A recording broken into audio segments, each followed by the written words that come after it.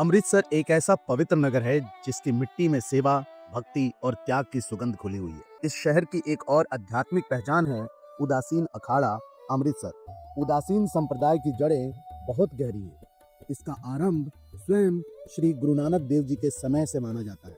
गुरु नानक देव जी के सबसे प्रमुख शिष्य और उनके पुत्र श्री चंद्र जी महाराज ने इस परंपरा की नींव रखी थी। उन्होंने संसार से उदास रहकर अर्थात मोह माया से मुक्त रहकर ईश्वर भक्ति, योग साधना और सेवा को जीवन का आधार बनाया था। यही कारण है कि इस संप्रदाय को उदासीन कहा जाता है। भारत भर में कई अखाड़े और आश्रम स्थापित किए। अमृतसर का उदासीन अखाड़ा उन्हीं में से एक है। एक ऐसा केंद्र जहां ज्ञान, ध्यान और सेवा का संगम देखने को मिलता है। उदासीन अखाड़ा क्या है? उदासीन अखाड़ा जो भगवान श्री चंद्र जी हैं, ब्रह्मा जी के लड़के हुए संत सनातन सातन संत कुमार जी ने उदासीन संप्रदाय चलाई है। इसमें सतयुग में, त्रेता में भी बहुत सिद्ध महापुरुष हुए हैं उदासीन, और कलयुग में 108वें अवतार भगवान श्री चंद्र जी हुए, शंकर जी के अवतार हुए, शिव स्वरूप।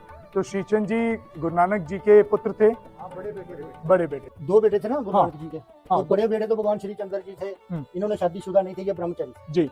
जब इनका जन्म हुआ तो माँ के पेट से इनके दाएं कान में मुद्रा थी, सिर में जामा थी, विभूति मरी हुई थी, शंकर अवतार थे। तो वो शिकार खेल के आए थे ना बाबा लखनदास जी, तो इन्होंने मना किया कि ये पाप है। तो कहने लगे कि हम तो गुरु नानक के बेटे हैं। तो फिर उन्होंने कहा कि वहाँ तो सबको लेखा देना पड़ेगा। वो फिर जीते ही अपनी बीवी और बच्चे को लेकर ऊपर उठ गए सचखंड लेखा देना। तो भगवान श्री चंद्र ने सोचा कि मैंने तो शादी नहीं करनी है, इस तरह बेबी वंश जो आगे चलेगा नहीं, डेवलपमेंट नहीं होगी। तो फिर इन्होंने काफ़ी किलोमीटर बाजू उठाकर उस बच्चे को नीचे उतारा। उसकी माँ तो चले गई थी। फिर जब धूने पे बैठते थे तो दाएं पैर का अंगूठा उसके मुंह में डालते थे बच्चे को, उसमें दूध आता था। इस तरह उसकी परवरिश करके बेदी खानदान की जो कुल है वो चली।